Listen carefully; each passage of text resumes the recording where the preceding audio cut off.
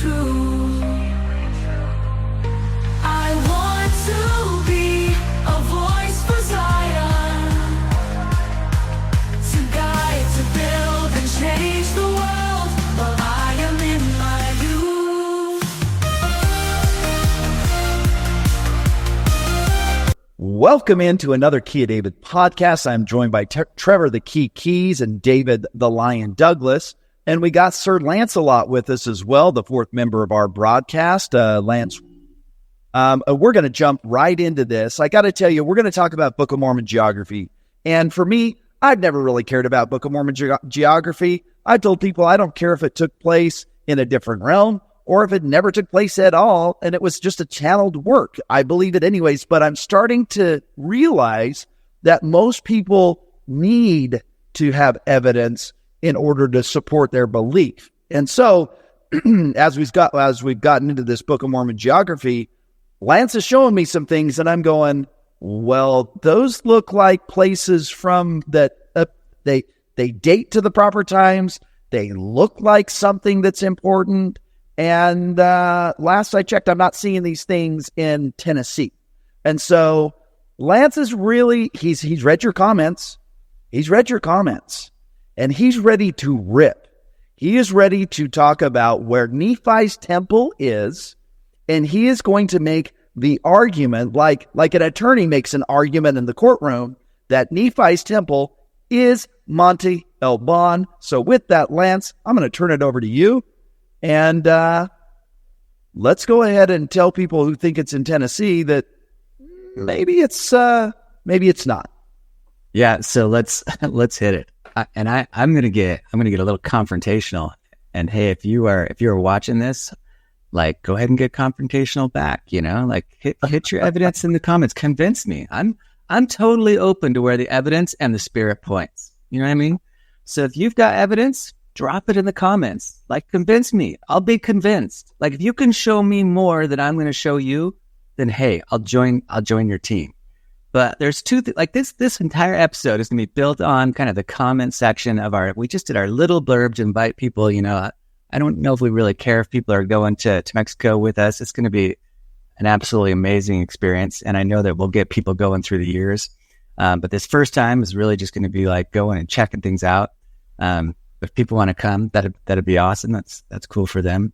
But I just want to like those comments. There were so many, I swear there must have been 15 comments in there being like, the city of Nephi is in Tennessee, and people who didn't even watch things or hadn't watched a single one of our other, but we've done like maybe 6 of these on Book of Mormon geography, and they had no clue about even what we're trying to push. So I think part of that's, I need to do a better job and not, it's hard though, when we want to do just like a small blurb on one specific site to have to do the background, everything we've covered in other videos. But maybe we always need to do that so people aren't lost, right?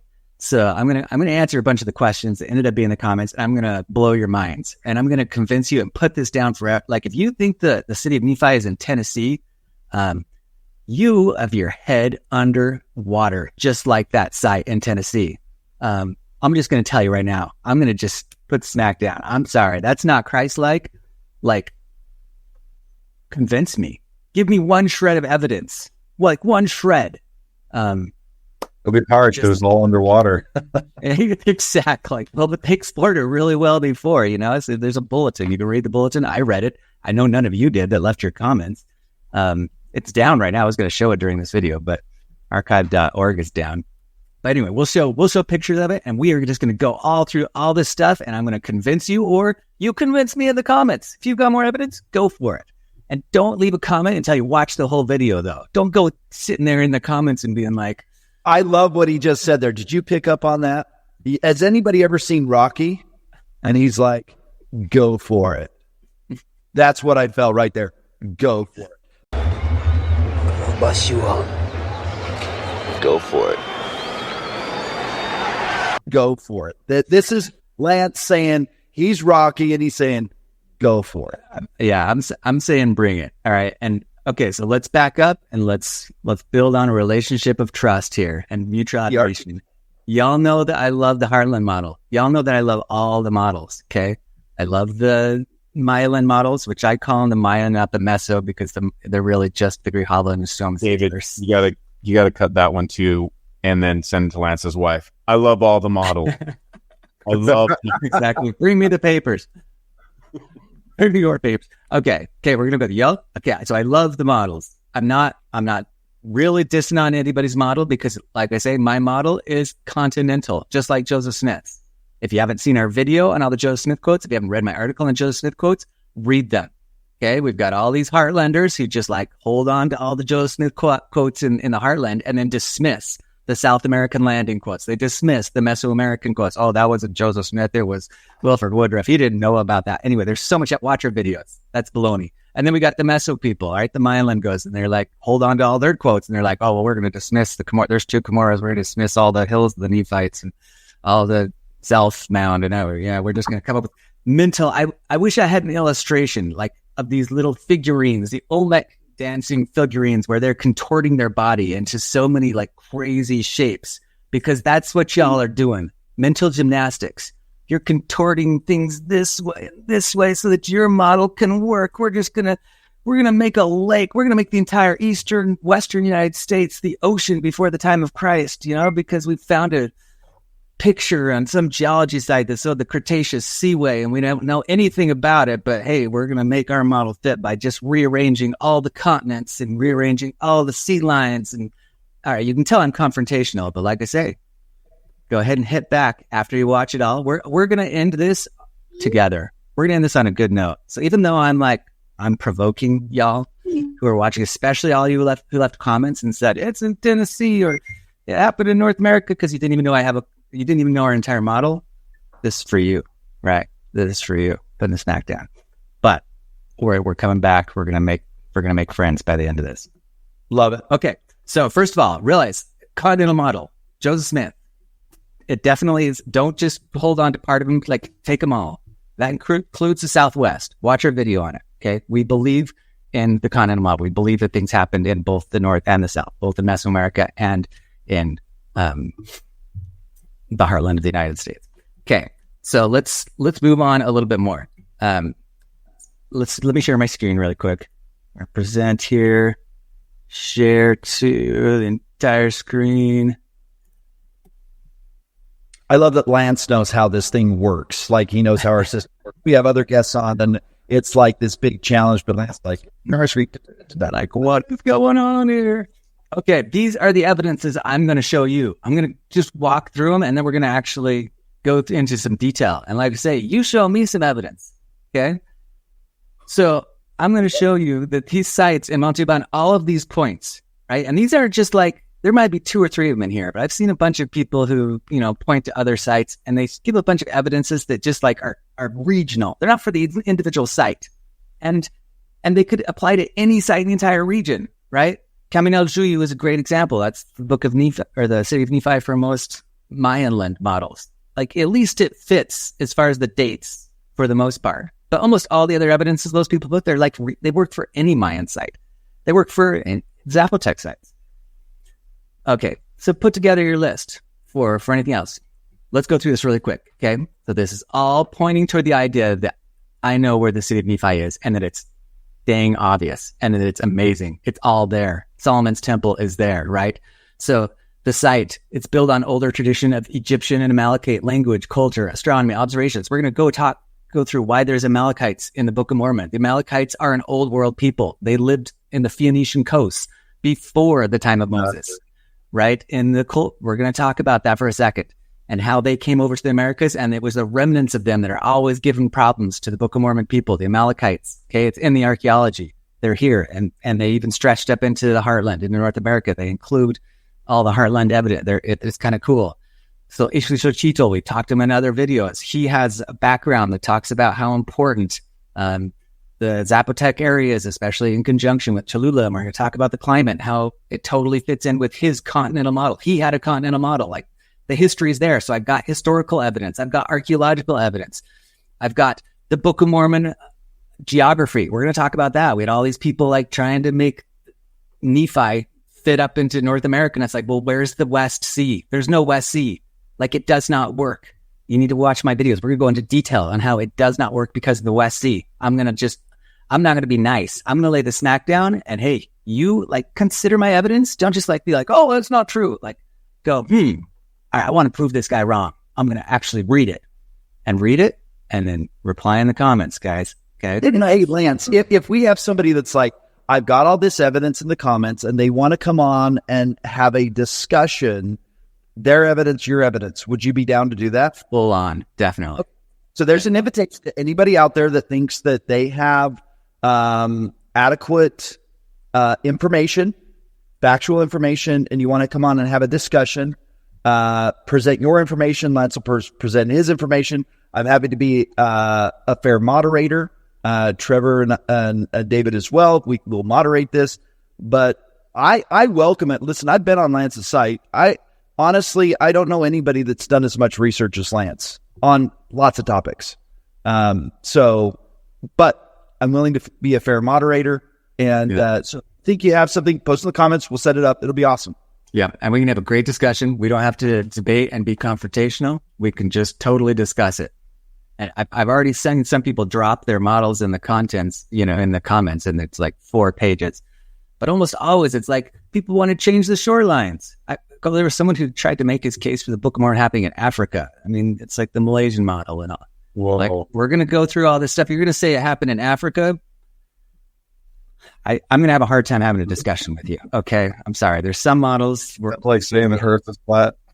right. And there's awesome stuff in South America, but as soon as you have to make the ocean cover all of Brazil and Paraguay and Uruguay and Argentina in order to make your model work, then it's like, okay, I'm a geologist, right? I don't even know where to begin. When you go through some of this in this video, this is why in our last episode with you, I was asking about the Amalekites, and I thought maybe they might be connected, and you just said that, it suggested that they may have been from the old world to this new world. No, they full on were. They absolutely were. The Book of Mormon always tries to point us toward, if it's using a word, even like cities like Angola, when it like says the city of Angola, it's not just like dropping that for the heck of it. It's trying to point us toward the country of Angola in Africa, right? Because there was African, just like now we've got Africans coming to America with, from the time of colonization. It happened anciently. The Africans were coming out. The Africans were like the dominant force in Egypt pre-Moses, right? Yeah. And so before the Amalekites invaded and took over Egypt, you had sub-Saharan African genetics dominating the Egypt, upper and lower Egypt, right? Those groups were trading through the Isthmus of Tehuantepec. That's why you've got all those very obviously African and Asiatic, like Chinese facial features in the Olmec heads, in the artwork. Anyway, we'll go through that a teeny bit, but we've talked about that in another video, right? Africa was a very intricate part of Mesoamerica, and probably North America too. We just don't have evidence of it there. Okay, so anyway, we're going to go through the geography just really quick. We just got to hit that. That's really important. We're going to talk about animals and where the animals live, right? Because Heartlanders love to key in on their animals and be like, well, look, there's buffalo. And it's like, well, are there in Tennessee? Are there buffalo in Tennessee? Were there? Okay, we're going to talk about that. We're going to talk about the trees. We're going to talk about radiocarbon dates and dating of actual cities, right? Because Monte Alban matches. It matches the climate. It matches the date, exactly 500 BC when it gets built, right? It matches the Amalekites being there earlier, and even probably a Temple of Solomon that we get from the Colbert. Anyway, we're going to talk a little bit about that. So we have east-facing temples. So Tennessee, once again, find me an east-facing structure. That structure that everyone points to that we're going to talk about, it doesn't even face east. Like, what, you say that's Solomon's temple? Like, it doesn't even face east. There's no altar. There's no basin. There's no columns. There's no nothing. Like nothing. But in Monte Alban, we have multiple. We have 4 different buildings, all 2-room, east-facing, 2 columns, altars in front of them, cisterns to hold water for the basin, multiple with the LiDAR, ancient circular structures that were probably basins. We have observatories, right? We're going to talk about the celestial alignments that match Jewish holidays. Anyway, that stuff's pretty cool. We've got accessory buildings on the side. We've got a religious tradition that lasts after the fall of it, where basically Monte Alban is the religious center of the Americas. Okay, and I want to repeat that. Like Oaxaca, the Valley of Oaxaca, between Monte Alban and then it switches to Mitla, is the religious center of the Americas, not just Mexico, like the Americas. You know, probably even into South America, but definitely all of North America. We're going to talk about that. Like all these writers, even like Mitch, it's like, this is the Rome, this is the Vatican of America, because it was, right? And we even have Chief Mitiga talking about this. I'm going to go through his stuff is spot on. Like if you haven't been watching, like if you didn't see his presentation where he talks about these multiple empires and how the South came up and dominated the North because they were so much more populous, and they island hopped all the way, you know, across Cuba and into Florida and went all the way up and conquered these people up in North America and then got killed by the people up in Canada. Anyway, I'm going to mention that a little bit because that's full on. He's spot on with what I have found in the archaeology, right? And I think more and more of this is going to come out. We've got not only that huge religious tradition, we have so many manuscripts that are starting to be decoded. Like the Mixtecs, their manuscript tradition is probably more robust than the Mayan. There's probably more of them left than the Mayan manuscripts, definitely more as far as manuscripts go.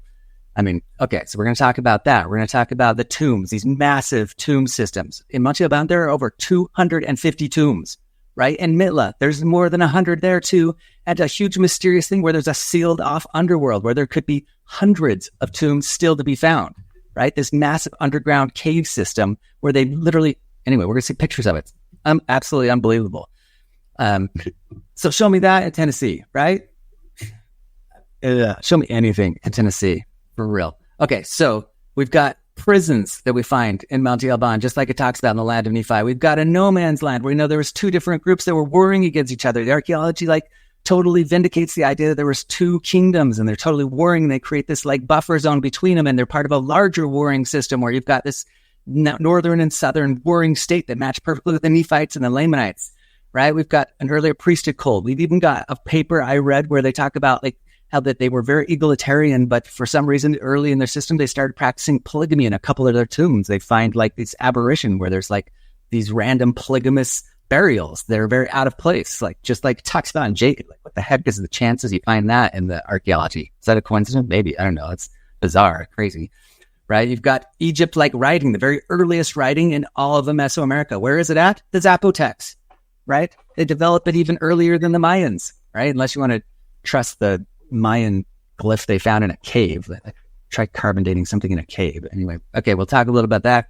We're going to talk about the Zapotec name, even the tradition down to today. What do they call themselves? The people of the cloud, the people of heaven, the people of the cloud. Does that sound like something you've heard in the Book of Mormon? If you're going to make a glyph that talks about being the children of God, people of the cloud is about as close as you can get. That's what they call themselves. That's their name. The Zapotec are the people of the cloud.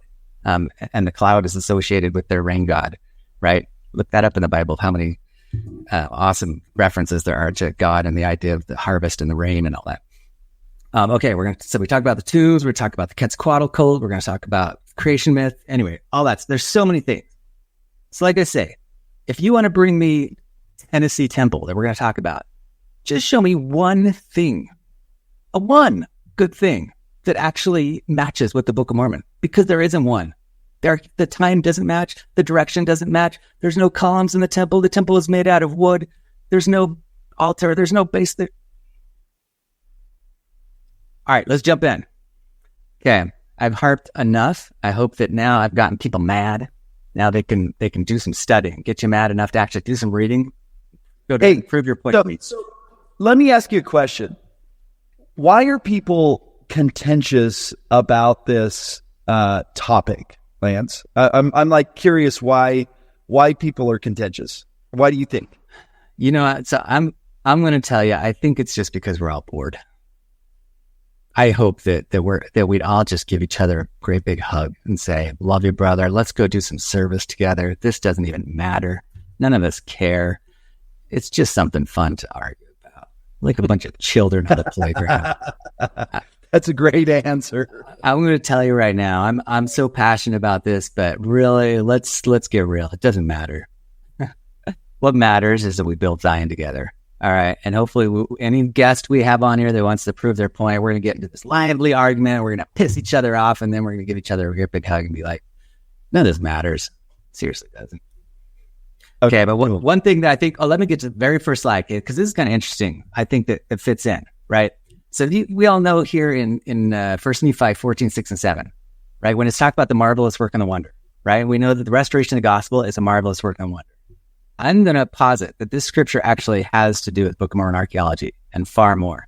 And we're going to get into this right now, right? Let me read it right here, right? So Nephi's like, therefore, woe be unto the Gentiles, us, right? The European nations. He's just gone through talking about how the Gentiles are going to squash the seed of Lehi in the Americas, right? Woe be unto the Gentiles, if it so be that they harden their hearts against the Lamb of God. For the time cometh, saith the Lamb of God, that I will work a great and a marvelous work among the children of men, a work which shall be everlasting, either on one hand or the other, either to convincing, right? To the convincing of them, the Gentiles, unto peace and life eternal, or unto the deliverance of them to the hardness of their hearts and the blindness of their minds, and unto their being brought down into captivity and also into destruction, both temporally and spiritually, according to the captivity of the devil, right? And he goes on with this same type of lamentation when you get to 2 Nephi 32, where it's like, I'm left to mourn because of the unbelief and the wickedness and the ignorance and the stiff-neckedness of men. They will not search knowledge nor understand great knowledge when it is given to them in plainness. Yea, as plain as word can be. And I mean, any of us who have the gospel burning in our hearts and we really understand how much more important love is than trivial, dumb things, I think we've probably felt the same way, right? All the answers to the problems of the world are in the gospel. It just has to do with putting away our pride. But at the same time, like, I think full on when it's talking about this marvelous work that's going to convince the Gentiles, right? It'll either convince them or they'll have to basically see the Son and say, that's not the Son. And what this means is in the dispensation of the fullness of times, right, which Joseph Smith ushered in, is now just really starting to pick up. There will be, and I show this in my other videos, uncontestable evidence of transoceanic pre-Columbian travel, right? Uncontested evidence of the Book of Mormon, like Chief Midigah bringing forth their records. That is the tip of the iceberg. Like once the Mixtecs come forth, once we start getting the records out of some of these tombs in Oaxaca, in Teotihuacan, in Cholula, like there are a huge amount of records. We'll eventually get the records in South America. That's another group, right? Another olive tree that's got amazing stuff of their own that you can read about in channeled literature. Like Law of One talks about God visiting them, right? We're going to get so many records and they're going to be in situ and they're going to be incontestable. Like up to this point, God has on purpose made it so that like you can dismiss anything, right? Because he's not trying to condemn people right now. But when it's time, they will start bringing forth all of these records and all of this evidence, including, right, some of the Spirit is borne witness to me, the tombs under Jerusalem. The tombs of the kings, we have not found them, right? Every tomb from Solomon, right, and David, all the way to Hezekiah are in Jerusalem somewhere. They will be brought forth. And when we see them, they will have all this writing in them, and it'll be way bigger than the Dead Sea Scrolls, right? Way bigger. By the end of the dispensation of the fullness of times, right, which crazy stuff is happening. When all the prophecies get fulfilled and all that stuff comes forth, you will have to look at the Son and say, that's not a son. If you want to deny Jesus Christ and his presence in ancient Israeli manuscripts. I know this is a minor thing that we're talking about, but I didn't realize this. I know that we know where Abraham, Jacob, and Isaac are buried, but we don't know where Solomon is. I mean, it's 1,000 years later. Yeah, there's a number of tombs in Israel, like things that they call, the tombs of the kings and that, and they're all empty. They have nothing in them. They have nothing on the walls. Those are not them. In the same way that there is the Acropolis in the Valley of Kings, because these guys were basically contemporary with, and I'm not going to get into this stuff, right? Because I have my revised chronology for Egypt, but Solomon and David were contemporaries of Amos, right? The new kingdom of Egypt, when they started all of that. And they both built their acropolises kind of to match each other. Like Israel's kind of trying to copy Egypt, which is a little bigger, but they both had these huge tombs, but Israel's have not been found, right? And they will be found. And they'll be part of the Mesoamerican stuff. And the Heartland fits into this. Like we said, the Heartland, that's full on Book of Mormon happened there. People of Mulek were there. All the Nephites who went to the land northward were there. Anyway, huge part. It's just City of Nephi isn't there, right? City of Nephi's in the south, land northward is in the north, land of many waters, land of Cumorah. It's all in the north. Okay, so it doesn't matter right now, but let's go into some of this cool stuff. All right, OASB talks about part of this idea of what's going to convince everyone. It says specifically, and I believe this, I don't believe all that book, but I really think this is legit, that there is a hall of records within the Great Pyramid, right? It says right here, it talks about he sent his mathematicians to distant lands of the earth to observe the winds and the heaven and the droughts, the abundance, the yield, and the sun and the moon and the stars, and that he had a huge library of all the things they had learned. They had nailed down all the astronomy, like even more sophisticated than some of the stuff that we know. You go through OASP, it tells about it because they understood the spiritual aspect of it as well. And then it says right here, he had these things rewritten and condensed into books and named them books of great learning, and they were deposited within the south chamber of the pyramid where harm could never come to them. Right? So one day we will find this hidden library within the pyramid and it will blow our minds, right? And we'll be able to radiocarbon date the papyruses and everything, right? It'll have maps, it'll have scriptures, and that's all the stuff that that the Israeli biblical traditions were built on, right? Because so when the pyramids were built, that's the dispensation of Abraham. So that's the dispensation before Moses. And there's a lot of stuff in the New World. That's when they started coming over here, because that was a very sophisticated it's basically the Jaredites, right? So a very sophisticated global empire existed that all completely collapsed at the time of Moses. And that happened to do with the Old World and the New World. Okay, so a huge part of this, which is super interesting. I've already wasted so much time beating my dead horse about, sorry guys, go off. We're going to try and get through this. You speak harsh words unto us. That's right. I'm going to reach out my hand and shock you. No, okay. Forgive my craziness. Okay, this is really cool though. Like if you start learning about eclipses, like solar eclipses of the moon, right? They happen on 120 degree latitude. So they happen in these sets in 3 different places of the earth. Every time they'll happen, they rotate by 120 degrees. So if you want to really understand the astronomy of how the moon works, you need to build an observatory in 3 places in the earth, all at 120 degree angles from each other, right? In a triangle. And I mean, you see this actually in a lot of the even Middle Age stuff where you have that triangle that kind of rotates. Okay, the Egyptians understood this. Like when I started looking at this, I'm like, well, that's a really interesting idea. Holy cow. Well, what happens if we look exactly 120 degrees from Giza, from the Giza pyramids, right? Which is really almost on the same longitudinal line as Jerusalem. What do we find? And holy crap, like come to find us. So here's Giza, right? We go 120 degrees to the west. What do we find? Like it is exactly right through the middle of the Yucatan, where we find all the earliest sites, right? The El Mirador Basin. Can you re-explain what you just said? Because I don't think this may go right over people's head. Okay, this is huge. So OASP tells us that before Moses, right, that they had a huge, very complex, sophisticated global empire in Egypt that built the pyramids. Okay, that empire went global. So, and it says that they studied the stars. The main study of the stars is like eclipses, learning exactly how the moon changes in its orbit, right?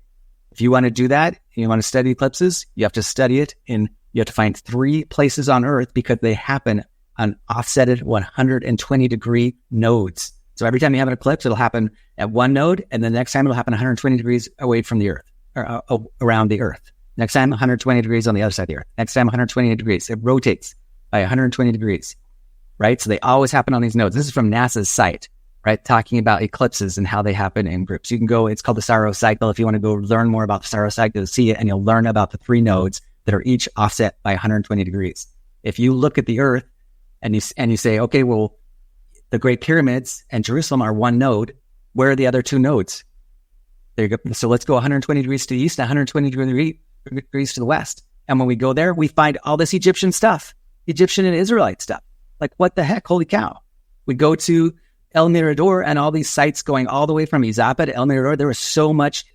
And in another episode, I'll show the reliefs, especially the Izapa, and how they correlate exactly with Egyptian myths. Like you cannot. Where that star is by 1991, would that be kind of in the general vicinity of maybe Monte Alban? Yeah, it's close. But because Monte Alban is later, right? So it's right in the vicinity of sites that you see that match the same date as the Great Pyramids, right? These are like 2000 BC sites. So I understand where it says 2027. That's Egypt. What about the one in the middle? Where is that star? That star looks like it's in the middle of the ocean. Maybe I should go home. No, there's a little island there. There's a little island off of Papua New Guinea. Okay, and it has all these Egyptian myths. And we're going to go on the next slide and check this out. So the other one is Indonesia. And the Kolbrin talks about the Egyptians going over to Indonesia, right? I talked about that in another video. So it details it. They set up sites in Indonesia. And if you don't know that there are pyramids in Indonesia, like, see this pyramid? Oh. Like, one of the biggest pyramids in the world is in Indonesia. Gosh, And Chief Mitigga talked about this too, because it stretches all the way to 1000 AD, this rich tradition of a connection between people in Cambodia, Indochina, Cambodia, Angkor Wat, and Indonesia, and the New World, right? And that's why we get what's up with pyramids? Why are they so, like, we're not building pyramids today. I mean, is there some like kind of ancient technology or something with pyramids that we don't understand? And we look at these things and we think, oh, they were just bored, so they built this? Or do you think there's something deeper involved with pyramids and these sites? Yeah, I think there's two reasons. Like, OASB talks about how, first off, it's just like a lasting shape. So if you want to build something that you know, like God has told you, I need you to build a temple that's going to last 5,000 years. What shape are you going to build it? A pyramid. But both OASB and the Law of One get in a lot more detail. And they talk about how the electromagnetic field is coming up through the earth in every spot of the earth. Oh, It's like actually focus the electromagnetic field. I was going to say that. I was going to say that, and I didn't want to sound crazy because I've said some stuff on with you that you guys just are confused about. But yeah, I totally get that. That's amazing. Yeah. So, and the Law of One gives a lot of detail. Like that these chambers were initially used, like if you slept in it. And there's an account, I think, of Napoleon sleeping in the Great Pyramid and like waking up in the morning being like, holy cow, I had crazy visions. And it's like, what is it? It's because our spirit interacts with the cosmos and with the spirit world and with other spirits through the electromagnetic field, right? It has these subtle receptors so that we, like, all psychic ability happens through the electromagnetic field. The same way that's how we transmit information. Our brain has very small. Did you know there's a pyramid in Salt Lake? Oh, I think I've seen that. Yeah, that tiny one. Yeah, Trevor took. And I think when the Law of One came out, during that kind of time, there was a kick where people were like trying that, like just taking pyramids and trying to sleep in them and see if they could focus. And I mean, that's just natural, interesting, innate thing of humans in general. Like we always build cathedrals and stuff kind of with a pointed thing, almost like we're knowing intuitively that we can kind of focus that energy. It's basically just scraping the electric field, bring it all to the earth so that everybody can. Yeah. Will temples that are being dotted across the earth with that point, will they, like, does the church know something about the electromagnetic field, and so they're setting these temples up as energy centers? Well, okay, so what the Law of One says, if you want to believe it, pretty interesting. It says that these things were very important, like anciently, but as we're getting close to this harvest date, the end of the great cycle, that because of what's happening cosmically, what's being sent to us from the galactic core, we no longer need shapes. We no longer need tricks. We don't need drugs. We don't need tricks. We don't need anything to induce these states. Like once this first gravity wave hits us, the dimensions will basically overlap, and we do not need any shapes or anything in order to see God and angels and to commune with the spirit world. Like anyone will be able to do it. And so these are for times anciently when the dimensions were far apart, where you basically had to use tricks and helps to try and bridge. But we're collapsing those. We're raising to a higher dimensional. Yeah, we're coming up to a higher vibration, and the dimensions are overlapping in a way that makes us so that we can, according to the Law of One, anyway. But like check this out though. It's pretty crazy. You know what the most effective shape, like according to the Law of One, would be something like a seashell that really caught the spiraling energies and focused them up to a vortex. And like you look at the Community of Christ, the Reorganized Church Temple in Independence, Missouri, what's it shaped like? It's a seashell. I always thought it was. I mean, go look at a picture. You want me to show a picture of it on the internet? I mean, anyway, people can go look it up. And not only that, you know where the chamber of the 12 apostles is in the Salt Lake Temple? It is up in the spire, right? Where everything has been focused right into the apex. Like that is their room that they meet in. Anyway, okay, we're getting off. Let's go. So this is Indonesia. Indonesia and Cambodia have tons of like right here, we have a Javanese pyramid compared to a Mayan pyramid. Like the correlations stretching all the way from the Bronze Age to the medieval period when the Mayans really had their heyday, like are huge. And they're those two nodes, right? And not only that, this is like really blows me away, like exactly on that 120 degree line. And we're talking like exactly 120 degrees. east of the Great Pyramid in Egypt, I found is like Sydney, Australia. Like Sydney, Australia is right there on exactly that longitude line. And just right up in the hills from it is this site called the Gosford Egyptian Petroglyph Site, right? And just like everything in the heartland and in the Americas, of course, everything is always dismissed when they can't like 100% prove it, like with some kind of, unless there was like a structure there they could radiocarbon date, they always dismiss it. And so of course this is dismissed, and maybe some of these petroglyphs are more recent, right? But like for the most part, these look pretty dang legit. And once you realize that it's, holy cow, this is exactly on that node, maybe it is legit. Just like a ton of the stuff in the heartland that, anyway, we'll go through it. Anyway, I think that the Egyptians really did settle that area. Back to your solar eclipse, I didn't see the 2017 or 2024 solar eclipse. Is there a reason why were those not as important as I'm seeing the dates on these ones? Yes, these are bigger ones, but these ones are a particular Saros cycle that they're trying to point out. Oh, okay. Right. So, and they happen in groups, and like every 500 years, you end up having like groups of a huge number of them. We're going through that right now. We're having tons of eclipses, right? And then you'll have like a 200, 300 year period when then there's just not as many like full eclipses, and then you'll have them come in groups.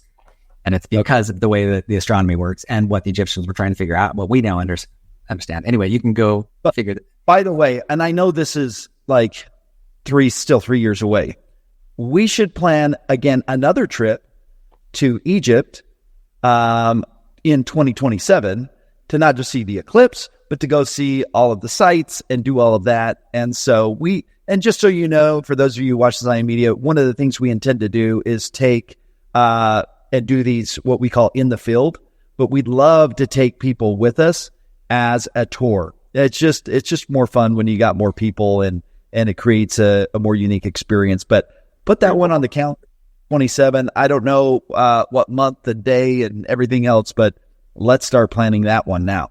Yeah, Egypt, Jerusalem, and see if we can find Jachan and Ben Catherine while we're at it. Right. That's right. If there's not a huge war still going. Okay. So, let's move on. So this is the Tennessee site. This is a picture of that Tennessee site, right, that everyone's talking about that's at the bottom of the lake now. And I think this is hilarious because we have both in the heartland, we've got this Tennessee City of Nephi, and then in the Grijalva model, we've got the city of Zarahemla. And in both of them, they've like picked sites that are under lakes, where it's like, well, isn't that convenient? Like you're going to pick a site to be your main city that now we can't even go and look at because it's been covered with a lake and probably covered with sediment, never to be really. Anyway, the thing is, neither site is very impressive anyway. Hey, Lance, can you click on that hide button so it erases that little thing? Oh, yeah. Full on. Yeah. Okay. But anyway, this site, like I say, this is this Irving Mound site. This is a site that was just kind of thrown out there by Wayne May, right? So this wasn't even Jonathan Neville or any of those guys. This is Wayne May. And like all of those guys, whether it be Wayne or Rod Meldrum, like they are amazing guys. Like both personally as just amazing people and as far as their research, amazing stuff.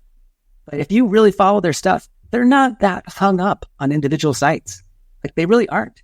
Like their whole purpose in really pushing the heartland is it's like the two Cumorah theory was garbage. They know that a bunch of it happened up into North America. They know there's not two Cumorahs. They know Cumorah is only, the battle happened in New York, not in Mesoamerica. They know that all of these things that are dismissed, right? These writings and stuff aren't completely all fake. They know that Joseph Smith's quotes are not garbage. No one should do mental gymnastics to dismiss them. I'm right with them with every one of those things, right? Because that is the land of Mulek. It is the land northward. It is the land of many waters.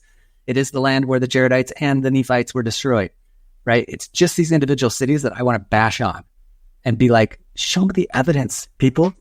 Like Wayne read this, just go to Rod's site because he actually has the article on there that debunks this thing, right? Because it's garbage. There's no evidence for that site in Tennessee that makes it even remotely seem like there's nothing connecting it to the city of Nephi.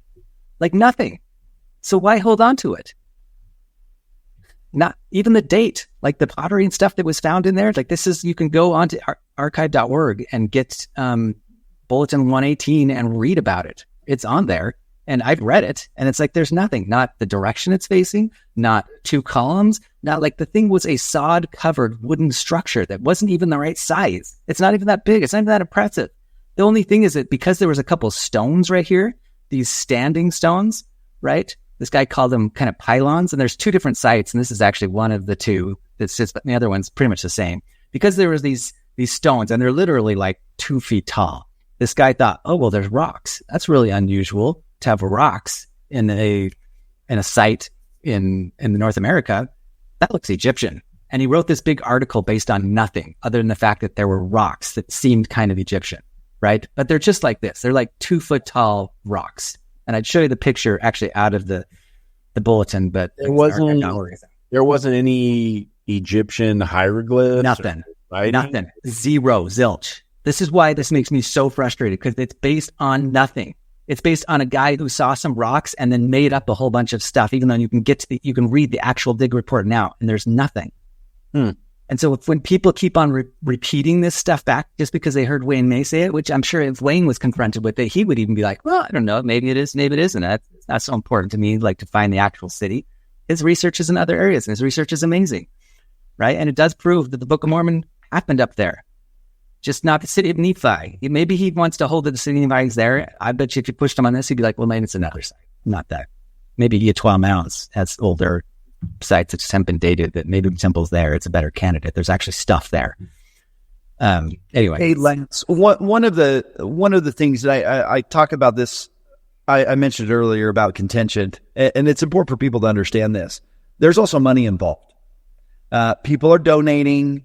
And so part of the reason why people might get a little bit like, is maybe because they've donated money to whoever it is that's out there that's doing digs or doing excavation or participating in some way, shape, or form. And so whenever you get money involved, people really dig in their heels, because if, let's say, somebody had a model, and let's say somebody was taking on donations and to prove that their model was correct, and then somebody disproved that their model wasn't correct, then those donations might cease to flow that direction. And so that also may be a reason why there's some contention on this topic. Yeah. And it makes sense, but no one, like, I would donate money to someone who had a model that I didn't believe in if I thought it would accomplish their hopes and dreams. I hope people donate and want to come on this just so we can help pay for data. I can pay my way to Oaxaca just fine. Like, I don't need donations, but David needs donations. Like, guys, make David's hopes and dreams come true. Help him go on a trip he wouldn't be able to go away otherwise. You know? By the way, Trevor, what's our total number at for David in the donation category? $910. Thank you. Yeah, thank you so much. We're still, we still need a chunk, because some of that money had to go to him getting a passport, and there were some other things outside of just the travel expense. So thank you for those donations. Continue to donate. We need our guy on the camera out there so we can film this when we go out there, and like Lance said, like, I can cover my cost. I know Trevor's rich, so Trevor can cover his cost. But don't let him. Yeah, for real. But, I mean, I know how that is. When I was, go ahead. No, we can cover our costs, but anything you can do to help David Douglas out, it's much appreciated. I'm sure he'll flash the Bink Cash App up there right now. But thank you to all those. Somebody did a $500 donation. Oh, that's so awesome. That's amazing. So nice of him. Yeah. David, you're on mute. Yeah. Yeah, that was a Sam. Sam really appreciates you. Yeah, that's so great. Do we know Sam's last name? Can we get Sam's last name? Look it up. We have Go look it up. I just want to make sure we give him a good shout out. So go. Sam Davis. Sam Davidson. So thank you, Sam Davidson. We don't know who you are, but $500, man, that's huge. Thank you so much. I know it's a huge sacrifice, and I promise you, great blessings will be upon you and upon your posterity, your family. Yeah. I'll end up donating some, David. So I'm just saying, when I was little, we never even went to the beach. I never even went to California when I was little. We were so poor. Like, my dad was this general contractor, and kind of a bad one at that lost money every year. And we didn't have money to do zip. We lived in the hood of Kearns out on the west side in the crappiest dumpiest little neighborhood that turned so gangster that we had to move to St. George, I know what it's like to like really not have the means, to not even have it in your radar to ever go to Hawaii. Like when I was growing up, that was not even the remotest possibility to ever have the chance to go to like Cancun or Hawaii or anything like that. And I remember when my mom got remarried after my dad died to someone who had a lot of money. And then suddenly he's like paying for us taking trips to Cancun and Hawaii and stuff. It was like, I can still just like vaguely remember the paradigm shift and how insane it was. Like to have something be so completely out of reach and then be able to do it. Yeah, it's like life changing. Like people who donate to David, like good cause. Like we should all be like helping out people who are in that area where they don't get to go cool places very often. And let's help everybody get up to the place where we can be doing that stuff every year or two. Yeah. Okay. Jump back in. Go back in. Okay. Once again, in the comments, if you have actual evidence of this site, like anything that isn't lame, like I say, a radiocarbon day, a basin, the right direction. Anyway, none of it's there. Find another site that doesn't suck. There's probably some out there. Maybe make them your City of Nephi, right? But after that, why don't you start considering mine? Okay. So if this guy thought these were Egyptian pylons, if you know what a pylon is, it's like those big door frames, right? How big would you say, based on your research in the Book of Mormon, how big was the City of Nephi? I mean, so we don't have a whole lot of evidence other than the City of Nephi and the City of Zarahemla are capitals of empires that are making armies that had at least 20,000 people early on before the time of Christ, right? And by the time we get to after the time of Christ, we've got armies of 50, to 60,000 people at the destruction. And then at the final battle, 250,000 people. So if you've got an army of 30,000 people, then you've got to have a site that probably has 100,000 people, right? At least. Unless it's a war of destruction, right? Where women and children and everyone is just fighting to the death. If you have a standing army, like what happened with Moroni, and you've got 20, 30,000 soldiers, you've probably got at least 100,000 people. And maybe even it's upwards of 300,000 in the region. So these have got to be pretty big areas, like pretty big sites. Like compare that though to, in the ancient time, the biggest sites in the world, like Rome, only had like 100,000 people, right? The biggest cities in the world. And like we talked about last time, Teotihuacan was among those top 6 biggest cities in the world, with somewhere between 100 and 200,000 people. That is the type of thing that could muster armies like that, right? And Monte Albano, which we'll talk about, is one of the biggest acropolises in the New World, right? It had in the mountain itself, on the hill, probably 30,000. And then there were 6 other sites around in the valley that we're going to talk about that are all very sizable sites. So that the valley itself had a population that was pretty big, definitely in that exact range. So I just asked ChatGPT a question.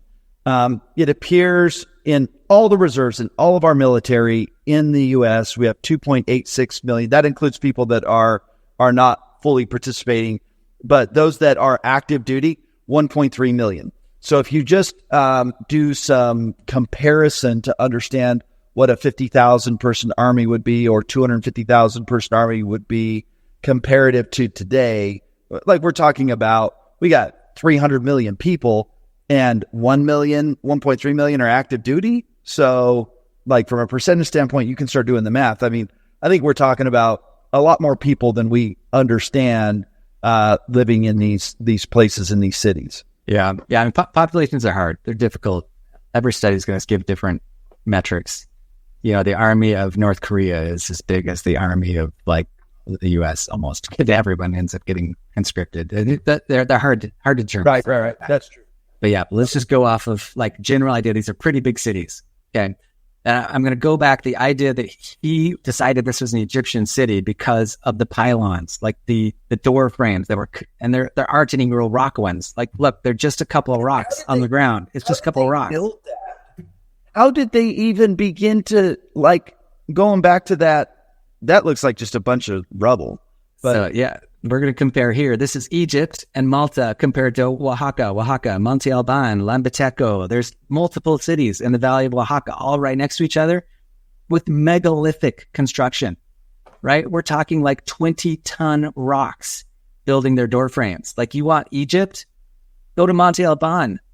You think that it just kills me that people think that Tennessee is like Egyptian. Compare that to like, It makes sense that if there is a people that came from a city like Jerusalem, that they would want to build something similar or as great or, yeah. I mean, everyone wants to, you could say, right? But you have to, first of all, have the idea, I guess. And so they have the idea. And you second have to have a social system that can create something that's not completely egalitarian. You have to have a system where there's a leader that can convince a bunch of people to take a month out of their year to go work on some communal structure. And what is it that does that? It's church, right? It's like you have to either have a tyrant of a dictator who forces people to do it, or just like the early saints who came to Utah, who built all these temples, you got to have some religious leader who's like, hey, come and volunteer a full month of your time to build the temple. That's what it takes. And not only that, the archaeology in Monte Alban gives that exact story. It talks about in San Jose Migote how these people were like egalitarian and some kind of priesthood cult came in. It even calls it like this priesthood group. And they start creating these men's houses, right? These little churches that are called men's houses. They're all 2-room structures with altars.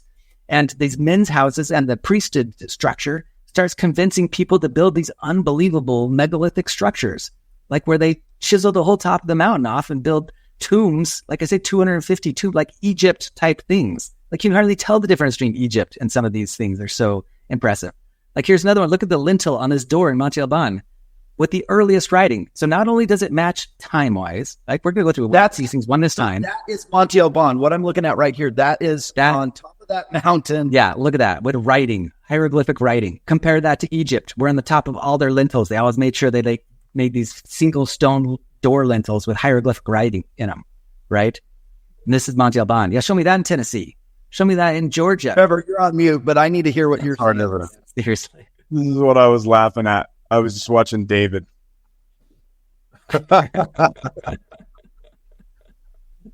Well, remember David, when I first met David, he was major heartland. Like that was his nick, that was his thing. That's where, and like you said, Lance, it's not that the heartland model is wrong. There's so many good things about all of these models. And maybe it's like the gathering of the tribes of Israel, right? Maybe it's like they all have these unique things. Now it's time to bring it all together, take all the good that everybody else has, and understand that we're all right about the whole thing. And if we all come together, we can find that maybe we all have all the truth. Yeah. And this is the message of Joseph Smith. He had a continental model. Watch our videos, right? This is the message of Chief Mitigaw when he talked about the continental things that are happening in North America. This is the message of the Mintanao archives when they're talking about the continental model. So the heartland is part of the Book of Mormon, right? And I'm going to go through this. Like this is all the trade that they've now found that connects North America, right? All of Mexico to the heartland. Like they're finding so much evidence in cacao, like all of these dishes that have cacao all the way over in Cahokia, in Spiral Mounds, right? Like Tula of Aztlan. I bet money is right near Toltec Mounds. We got Aztlan Mounds, all these like connections where the early people who settled these places like named them after Aztec and Toltec myths. And then later groups today, like the Wikipedia articles now are being like, well, it was fake. That had nothing to do with it. It's like, why don't you trust the early Native Americans who knew there was a connection, right? Lance, we haven't dropped this video, but we interviewed 2 guys from the Seneca tribe. And they're in like Ithaca or like Buffalo, New York area. And they told us, and Trevor, David, help me because I don't want to get this right, but Seneca means the people of the mound. People of the mound. The people of the mound. Mound. And these 2 Seneca believe that mound is the people of the hill, right? Was it the hill? Was it that? Yeah. Well, we recorded it, but the people of the hill, and they believe that hill was the hill Cumorah. Yeah, that's cool. And I do too, right? One Cumorah. It was a continental empire. And just like in the old world, like trade networks would collapse and then they'd reestablish. But between the Toltec Empire, right? The Toltecs from Tula, the Teotihuacanos, the Cuicuilco, like these huge population centers that were always in the Valley of Mexico. When they grew powerful, they conquered the whole dang continent. Right? They came up and they traded with these groups. And so all these North American groups have mythology that matches those in Mesoamerica.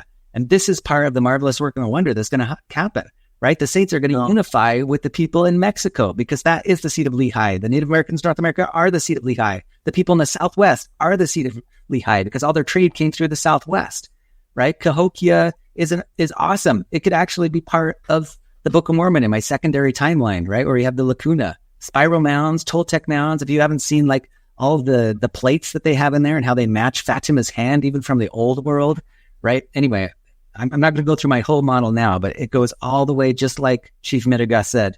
You've got trade coming all the way across the islands through Cuba, down through Chichen Itza, all the way from the Toltec at 1000 AD back to the Egyptians that first hit there at 1500 AD. Watson Break mounds. What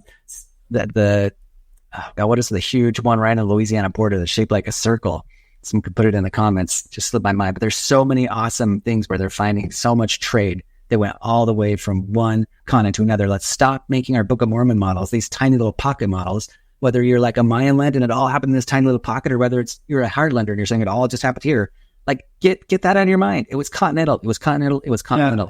Yeah, and we know through Alma 63-4, we had 30, 40,000 people, maybe even 50,000 people head north on foot. We know in that same Alma 63, Haggoth takes off and he goes somewhere by boat. And on the West Sea. And we know where he went because he went to Polynesia, because we have so many prophets saying that.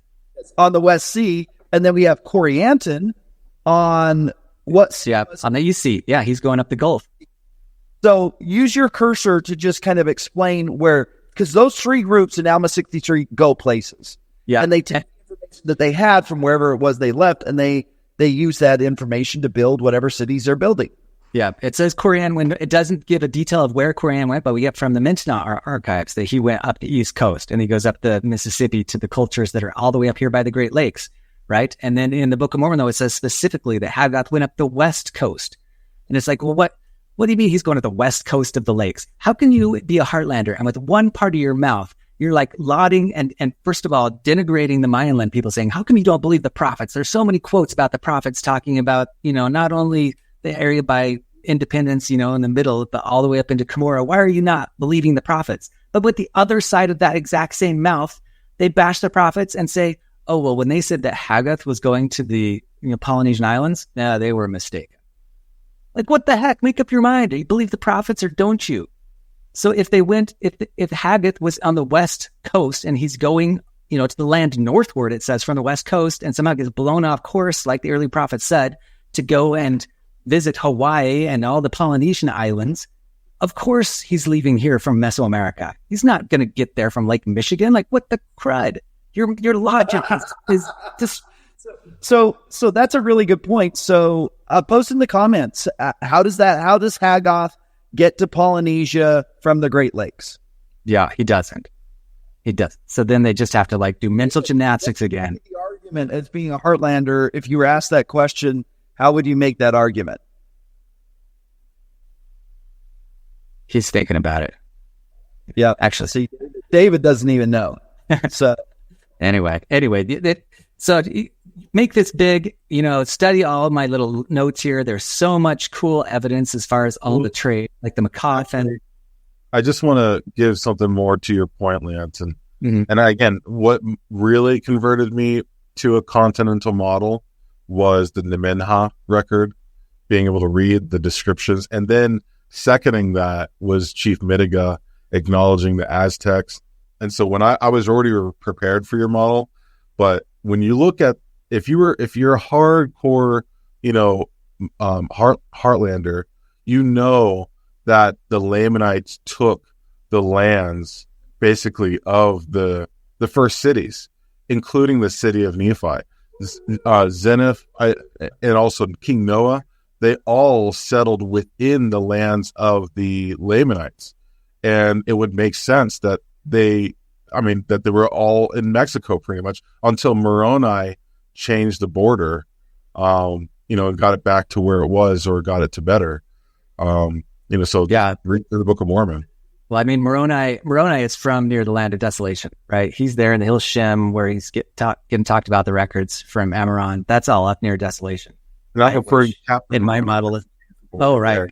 Yeah. And we'll talk about that because there's so much archaeological. Anyway, Let's go through some other things really quick, and I'll talk about that. So anyway, between copper bells, between macaws that you find in Chaco Canyon, the cacao evidence that they find now, even all the way up into the Mississippi. There's so much evidence of, but because they didn't have big horses and stuff, there's not even, they find a boat like from, I think, the Mississippi area all the way down in the Huasteca lands on Veracruz. Right. So even though there isn't like a huge amount of trade that goes all the way from North America to South America, there is enough to have evidence of cacao, and there's definitely sporadic trade, and there's very frequent trade happening all the way from the Southwest to the Valley of Mexico into the Mayan lands. Okay. And then on top of that, we've got like Ixtlilxochitl's History of the Toltecs, where he's going through all these Mixtec myths. And if you read that book, he's got an awesome book. I have a copy of it right over here. I can show you. Anyway, he's got like 4 or 5 different migration stories that go between North and South, right? And all their mythology of Atzatlán, where people are sometimes trying to put it in West Mexico here in Jalisco, some people trying to put it up north in Sonora, some people trying to put it in Southwest, some people in Colorado. Like I actually worked out the day's journeys because it talks about how many days journeys, and it talks about how long they went each day, right? It says right here, he said he convenes a league. Each day they made 6 leagues, which is 15 miles, rather more or less. Like that's a quote from him. And then he says how many days they went, and you work out the distances, and it's like, yeah, that's the same distance as it would take going from basically the Hopewell area to the Valley of Mexico. And there's like 5 different trips. And so we have all this historical evidence that they're traveling. And one of them even says they go to Huithuelco, which is like the southern port next to Monte Alban, our city of Nephi, right? And then it talks about them going up through the Oaxacan lands. And then they found Tulancingo, and they found Cholula, which is where Quetzalcoatl came. And anyway, you have to watch my other videos because there is so much evidence. And I'm on my website. So much evidence of travel going all the way, continental travel, just like Chief Mitiga said, all the way from North America and Canada to the Valley of Mexico, right? So then, but just the evidence itself of what the place looks like, right? This is Monte Alban during the wet season, right? But in the dry season, it's all totally brown. But the whole thing is just season. When we go here in November, are we hitting the wet season, dry season? The end of the wet season. The wet season lasts from about June to October. Okay, so it still should be green? Yeah. Okay. Yeah, it does be just drying out. But anyway, there's so many things in here that just look, I mean, it's this hill. It's like if you were Nephi and you're like, I am basically, we already know from all of the stuff that he does that he considers himself a David, right? He slays Goliath with the sword. Anyway, you can read about people who have written on the correlations between Nephi's self-perceived Egypt. Yeah, but he wants to make a city of David. Like he considers himself a David, and he goes and he's going to build a Temple of Solomon. He's going to build a city of David. He's going to build it up on a hill, right? So the amount of work that he's able to command, and like I say, I think that he finds a group of almost kind of like the Mulekites, like the people who people of Mosiah who went and found the Mulekites. I think there was a pre-existing group in the Valley of Oaxaca that he then commanded them. Because all of a sudden in the Book of Mormon, it's like both Jacob and Nephi are talking about my people, like it's this huge people. And it's like, wait, what? Aren't there only like 40 of you? How are we talking about your people? And you're already practicing polygamy. It's like, I think he finds a group of thousands of people and becomes their king, which is one of the things that makes Leon and Lemuel jealous of him. What you're saying too confirms that multiple people can be associated with David, because it's like Nephi, like he follows this pattern. Nephi says he'll go and do, just like David says that nobody can stand against the armies of Israel because of God. Like they both have the same faith. And maybe even the angel or the Lord, when he's talking to him, kind of says, I will make you like a David or something like that. But he definitely self-perceives him in the way that he writes like David. And I think he does things like David does, including starting to build this crazy, incredible city, right? I mean, look at this thing. They just shear the top of this whole mountain off and build this temple complex that is just like the temple complex in Jerusalem, right? And here's a picture of the dry season.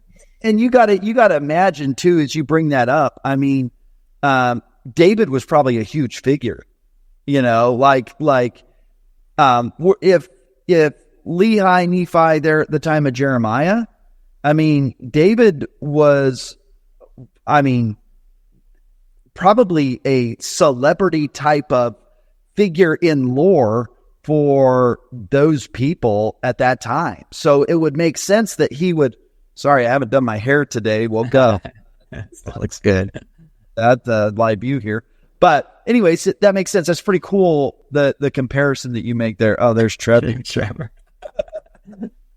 We're bringing it to you no matter if our hair looks good or what. We're doing our best here to crank out content. This is an early morning session. Yeah, me and David could never do that if our life depended on it. Like, anyway. All right, let's keep going. So, okay, so like I said, there are less than a dozen sites probably in all of the Americas that face directly east-west. And Monte Alban is one of them, which is one of the biggest things, like the temple evidence of this east-facing two-room, two-temple temple. Do you see this right here? Like, that is the altar. It's got a massive altar. And this isn't even the original temple. So this is a temple built later, probably around 200 BC to replace the original temple, which we'll see in a second. But every one of these temples have celestial alignments. Like this right here, see that building? That's called Building P. That's an observatory, right? And it has a celestial alignment that we're going to talk about here in a second. But this is the main temple facing directly east with its two kind of winged accessory buildings. But the original temple, like let me really quick go down to it. It's just a really quick, should be right here. Okay, the original temple that you find with LiDAR is right here. So can you guys see the original layout? So the temple right now is still two-roomed and has two columns just like the Temple of Solomon, but the original one was even more shaped just like the Temple of Solomon with two columns right out front of it, right, facing directly east. With not only that, because remember the temple in Jerusalem didn't just have one altar, it had multiple altars and movable altars. And not only that, it had the big basin with a cistern. Well, these right here are cisterns. Like they find cisterns just like you find in Jerusalem. Explain to me, because I'm a little slow. What the heck is LiDAR? I mean, I know it's some kind of technology, but can you just explain to me like what LiDAR is? Exactly. Right. So LiDAR, either with a plane or on a satellite, they shoot two different laser beams to the ground and are able to triangulate the distance between the two lasers to find a very exact elevation profile so that they can find really tiny differences. Like in the cases of this, they'd be able to do it with just millimeters. And then they don't only need that, they do in association with LiDAR. Sometimes they'll just call it LiDAR, even though it's actually like a magnetic resonance imaging machine. They'll take and send a electromagnetic beam through the ground. So they're able to find slight differences in like the compaction or even underground chambers with that electric resonance imaging. And that's what they're using to find like these ancient places where there was a structure that isn't there anymore, because there's still a foundation underneath the ground. Gotcha. So there may be a foundation. It may be overgrown by whatever's grown over time. Yeah. But Or rebuilt. Yeah, the LiDAR, with LiDAR, you can strip trees off and you can find even the smallest disturbances in the ground, which they've done some in Monte Alban. We have anything that, this might sound kind of crazy or sci-fi, but is there anything that can look through the ground, like get through layers of sediment? Yeah, and kind of what I'm talking about, the ground penetrating radar, right? It's resonance imaging really kind of does that. So here's another question. Have they done LiDAR in their, has anybody done LiDAR in that Tennessee site where they claim that it is, or they can't? It's under the water. Yeah, they couldn't anymore, but they wouldn't need to. It's like, it's not even on a rock. So there's not a cave under there. There's another YouTube channel that will find stuff under the water, and they have a LiDAR that they on the surface will find cars, missing people. But yeah. You know. Well, this is another one of the points, right? So my Monte Alban here, and same with Mitla, over 250 tombs. Like this whole platform area that you're seeing is like underground, has tons of tombs, and there might be tons of tombs that still haven't been found, right? This entire Acropolis, hundreds of tombs underground there, and probably ones that haven't been found. And Mitla has even more mystery surrounding these ancient tombs, right? Do you think God's going to like let that? How much cooler is that than the idea that it's like buried by a lake? Like, yeah, God made a lake cover it so that now if there were tombs, they're all going to collapse because they were in the dirt in Tennessee instead of in the rock. Do you know what Monte Alban means? The White Mount. The White Mount. I mean, come on. It really is pretty cool. Like a lot of people think it was named after a place in Spain or it was named by the Spanish. But I think it came from the natives. Because how much does that go with the idea that the Zapotecs call themselves the cloud people, the people of the cloud, and their temple is up in the clouds on the White Mount. Christ loves these people so much. Christ loves these people so much. It's not a joke. Wow. Yeah. Okay. I mean, he loves us all, but this thing, like Nephi was like seriously, he's like, I'm going to build something not only as cool as Solomon, it's going to be as cool as the Acropolis in Greece, right? This is going to be like Egypt. He was bad, eh? Like, holy Okay, cow. read 2 Nephi 5:16, because this will help give some context to this. Or can I read it? Is that? Yeah, read it. And I, Nephi, did build a temple, and I did construct it after the manner of the temple of Solomon, save it were not built of so many precious things.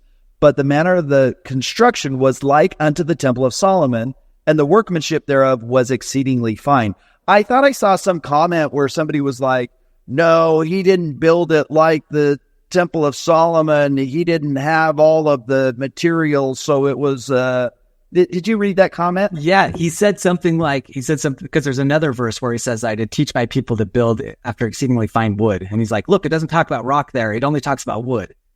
And it's like, what? The Temple of Solomon was absolutely built out of rock. I mean, some of the biggest rocks in the world are in it. And Baalbek, which I think was his northern fortress, which could be a whole other story, right? But he was definitely it says in the Bible that he employed 10,000 stonemasons. Like the whole idea of masonry is built after this idea of David and Solomon and the stonemasons that they employed, not only for the temple, but for their palaces.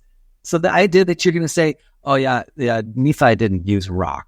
He just built it out of wood with a sod roof, right? Which is what that Tennessee. And that's not what I just read the scripture. That's not what the scripture says. Let's go back to that scripture and let's just read what the words say. It says, but the manner of construction was like unto the temple of Solomon. Yeah. What the scripture says. Yeah. And where he's saying that there's not, because there are so many precious things in Monte Alban. We're going to go here. Some of the most richly ordained tombs in the Americas were in Monte Alban. So much gold, amazing gold things found in there. Crystal skulls, crystal goblets, so many amazing things in these tombs. So it's what are the fine things that he couldn't find? It's probably ivory. It's probably some of the alabaster and ivory that it talks about being in the Temple of Solomon that he couldn't find. Not the gold and the silver and the copper, because that's in Monte Alban. He found all that stuff. Anyway, and it seems silly to me for anyone to say, oh yeah, it says right here that he was, because in another place he even talks about gold and silver. So they had gold and silver, but they couldn't do stone? What? If you're going to try and find the temple of, Nephi's temple in the Heartland, please don't say the Tennessee site. That's retarded. Find yourself another site that's at least has a big mound or something somewhat cool, because Nephi was not it. That site in Tennessee, they actually found a coin on the subfloor from 1820, because that's when the site was abandoned. Anyway, it probably wasn't even built till 1100 AD, because that's how the pottery matches Mississippian dates, and just kills me. Okay.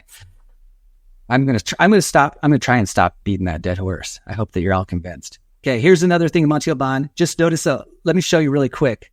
Right here, do you see these two columns? There are 5 different temples in Monte Alban that all have the 2-column design. East facing, 2-column design, right? This one is a 2-column temple. This one is, you can see those 2 columns right there. This one had 2 columns, right? The original one that the LiDAR I was showing you, right? The ground penetrating radar shows had 2 columns. Anyway, okay, we're going to talk about the observatory in a second. So anyway, these are all the buildings. This is a massive acropolis built over 1,000 years. The initial one would have been smaller, but it just got bigger and bigger. It became the religious center of all of Mesoamerica. It stayed that way. Kind of like Temple Square. Yeah, right. Absolutely, and kind of like Jerusalem. Expanded and expanded.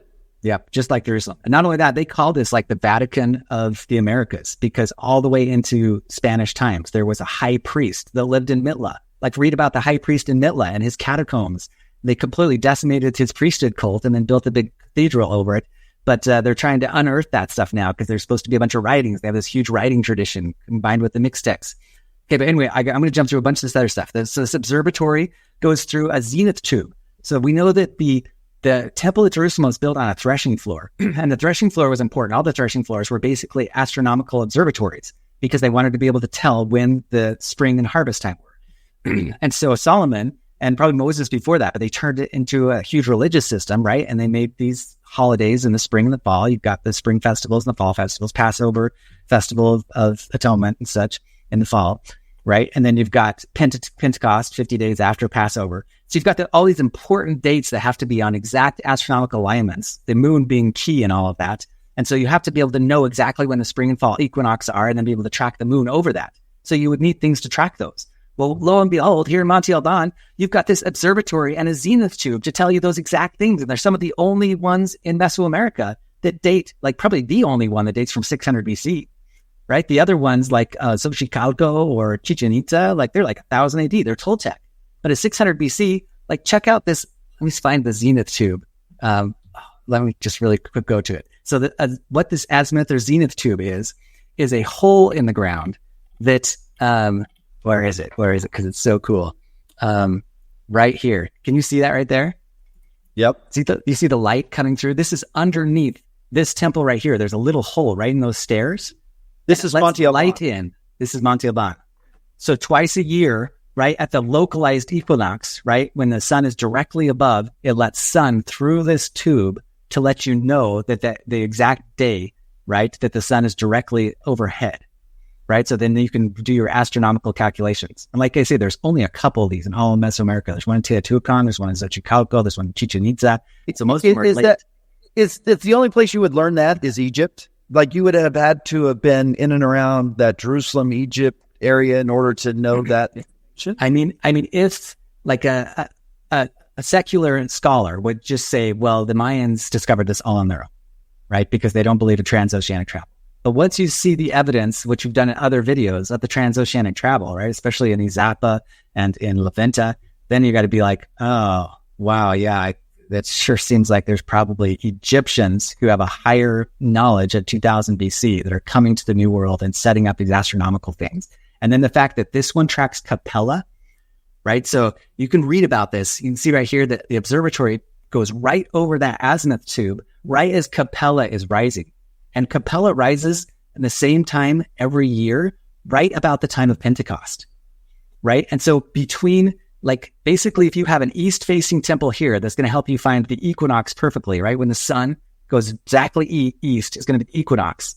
And they use the equinox like every third year on the Metonic cycle to try and track to know exactly when to do Passover, right? Because Passover is like the first full moon after the equinox. Essentially, it changes year by year because of the lunar solar calendar. But basically, so then you want to be able to track the most important dates for you are going to be the equinox and Passover, right? And so you want to know exactly where the sun and the moon are in that time period. And those are the time periods that are most important for really learning astronomy anyway, because that's when the ecliptic is going to pass from the east, from directly east to the most north and start making its way south again. I mean, I'm really oversimplifying here. But anyway, you can get on Stellarium, which I have, and you can see how right here they've got Capella rises exactly over that azimuth tube, right? And it does it with the sun. It's like that's the only time when the sun rises with Capella. And even kind of like the imagery of Capella is kind of cool because Capella is like the shepherd and the goat. Like Capella is like a Greek word for goat. And so you've got this idea of the sun rises between the horns of the bull with the shepherd and the goat, right? Right as they're going to slaughter, right before the slaughtering of the Passover lamb. And this would be Shabbat. This would be like the Festival of Weeks, which is like kind of the equivalent of Pentecost, 49 days or whatever after the Passover. Anyway, there's really, really cool symbolism. I'm writing an article on it. I'll kind of show it a little better, how it mixes both Assyrian motifs with Jewish Israelite motifs.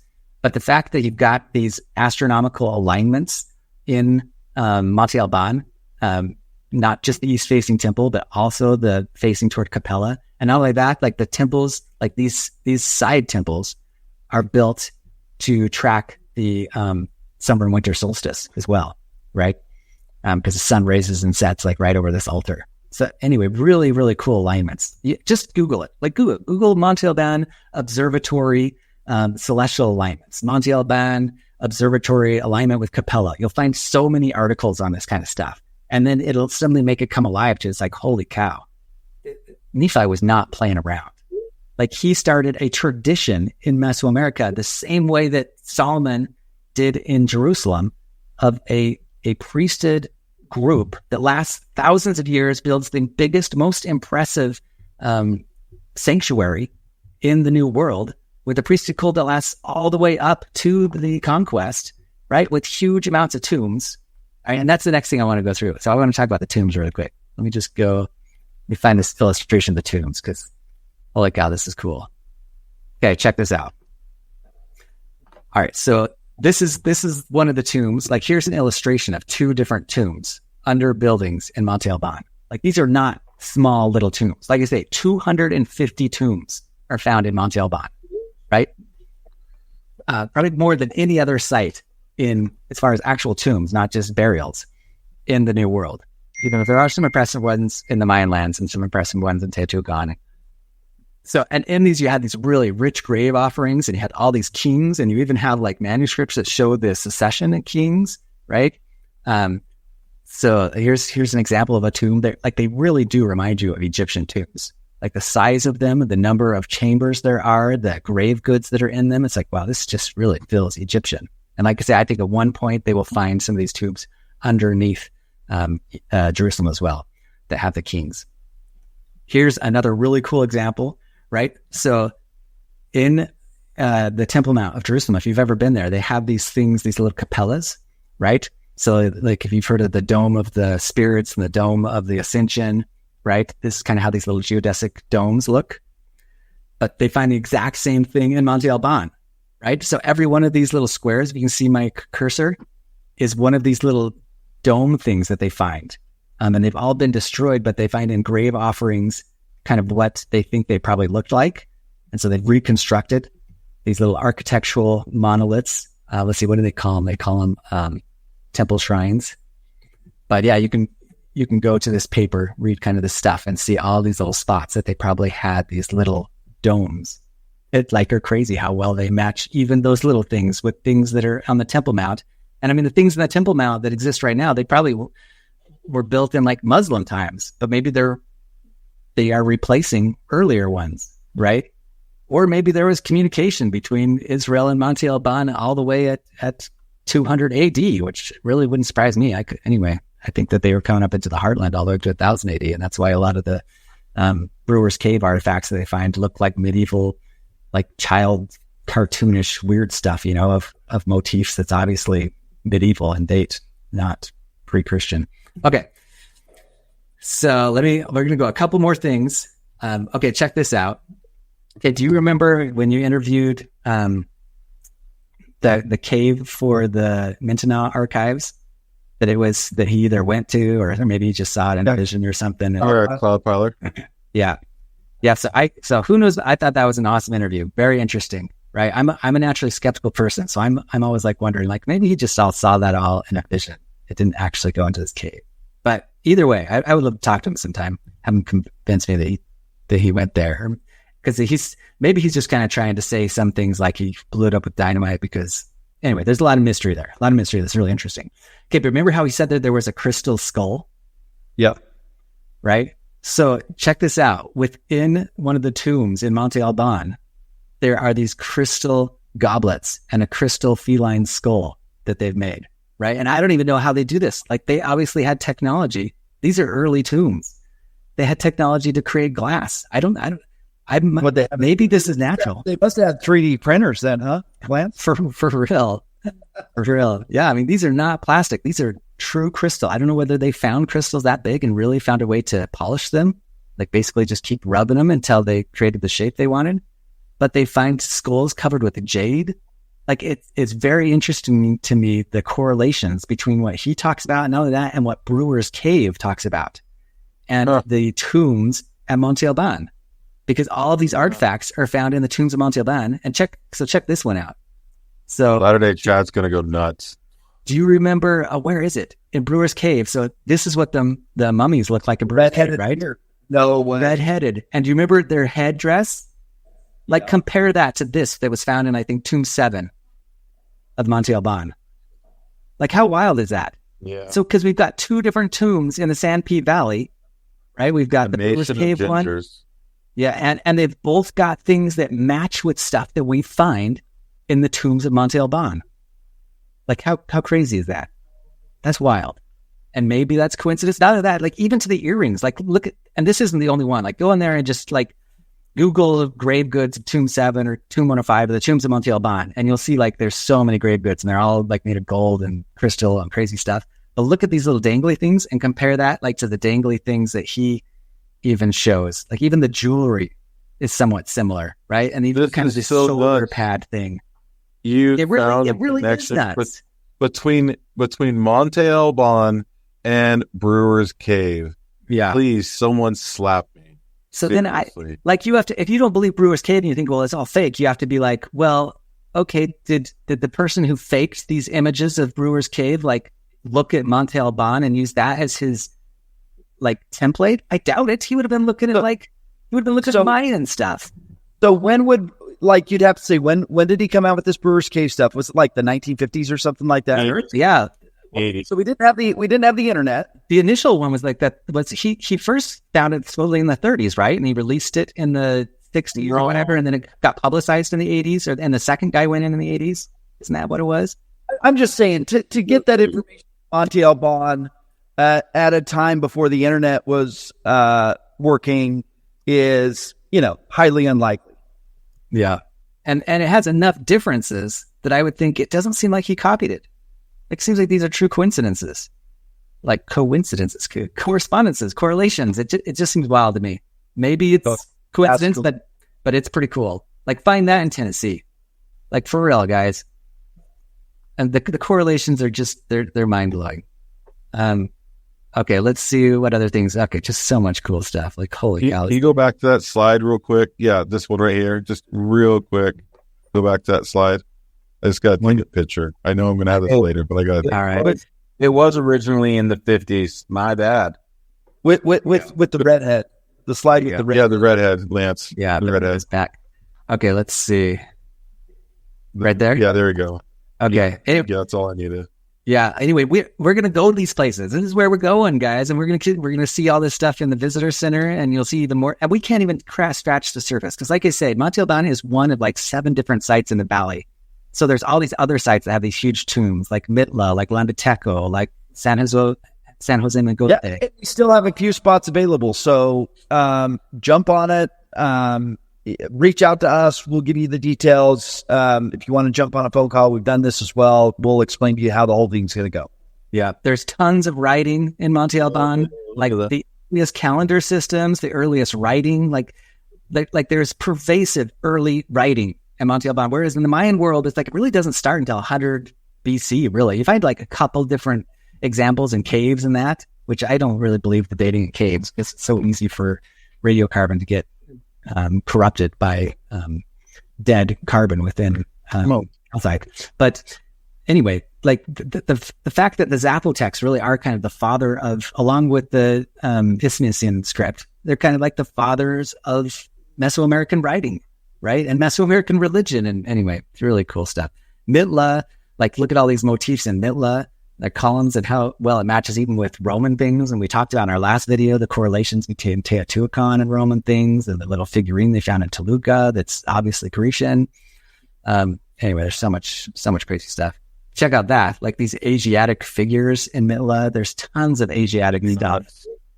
But well, so I'm reading through First and Second Samuel out of the Nemenha, and there is a story in First Samuel about 2 people, and one of them is a Lamanite that left the wars against the Nephites, and his name is Shitugo. And you see, yeah, it's totally Asian, just his name, and it's just mind blowing how connected the Asians are to the Lamanites. I had a theory before I heard about the before I heard about the Nemenha. I was thinking, like, how is it that the Lamanites became so numerous when they didn't wear armor, supposedly, and they'd fight with the Nephites? And I was, as I had my Heartland theories, I just was thinking, okay, yeah, there is evidence of the land bridge, the Bering Strait, people coming over. In my Heartland model, suggested that the Lamanites lived not just in the south but also in the west.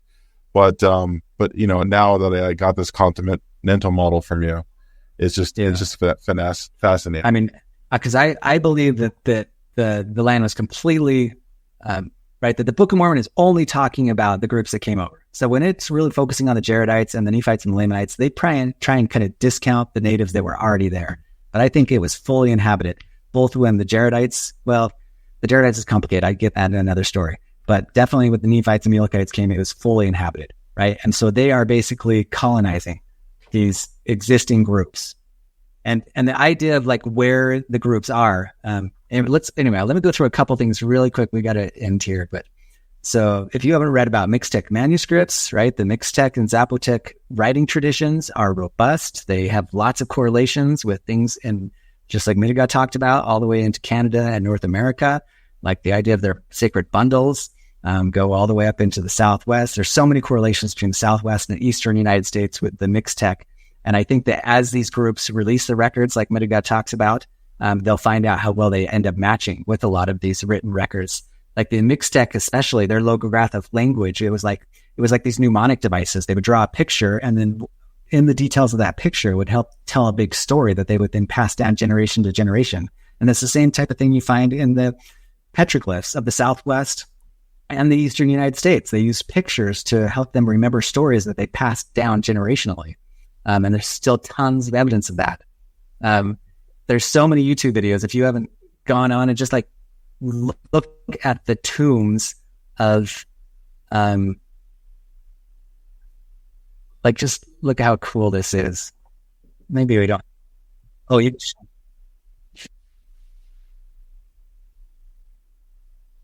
I should do one other thing here.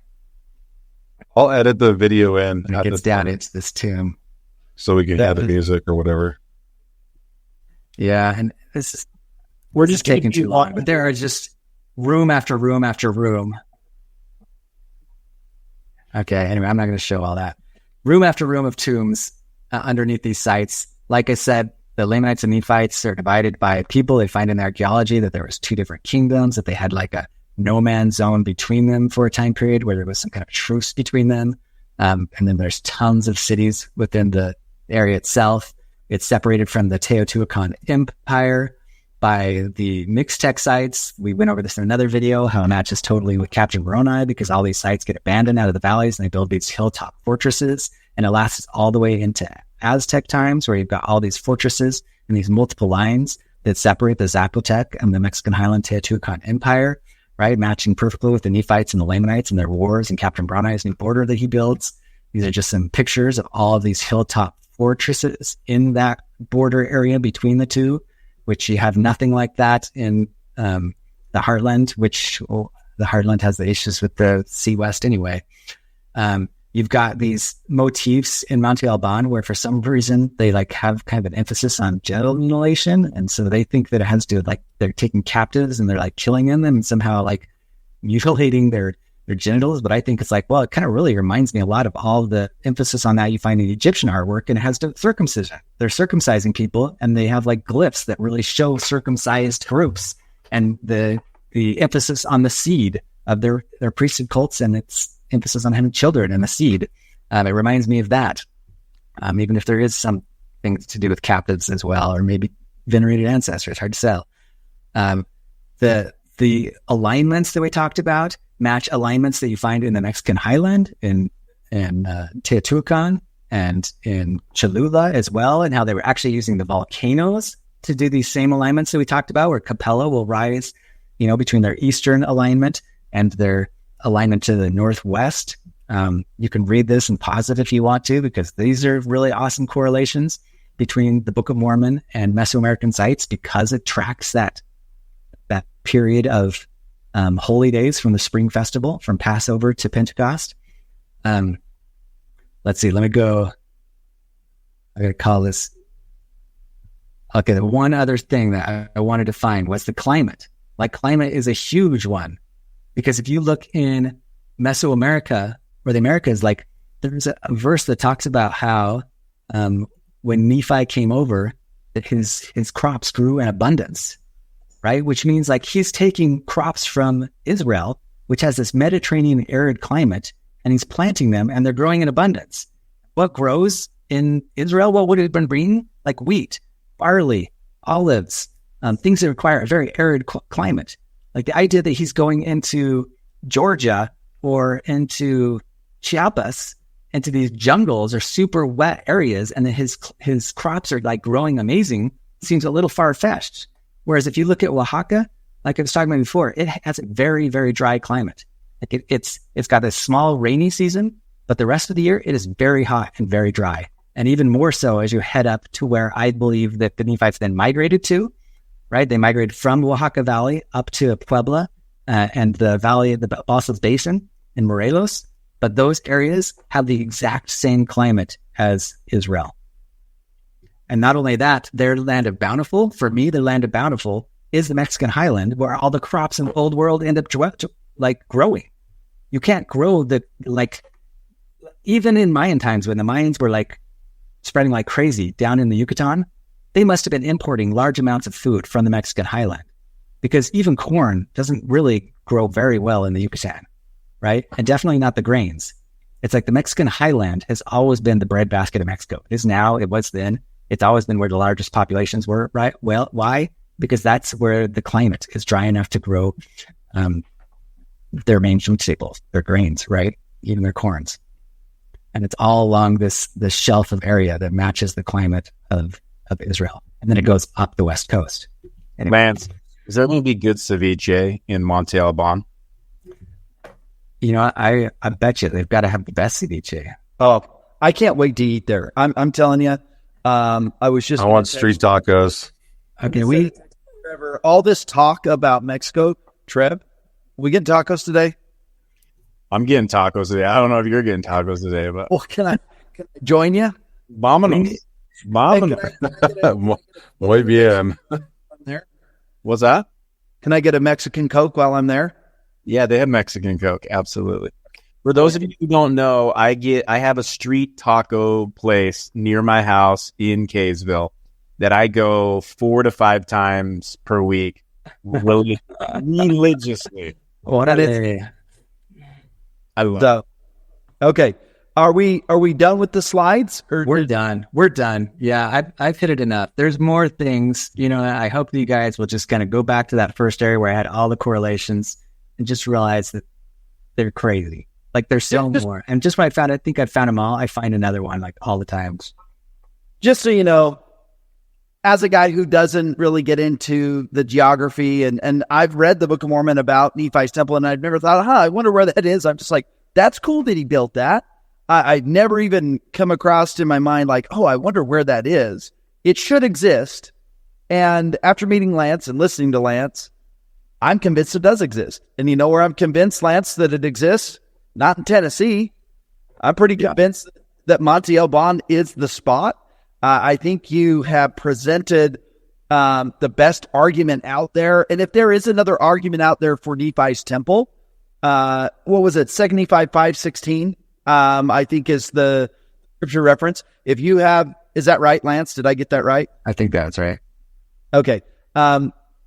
If you have some other compelling spot that isn't Monte Alban for 2 Nephi 5:16, post in the comments. Let us know.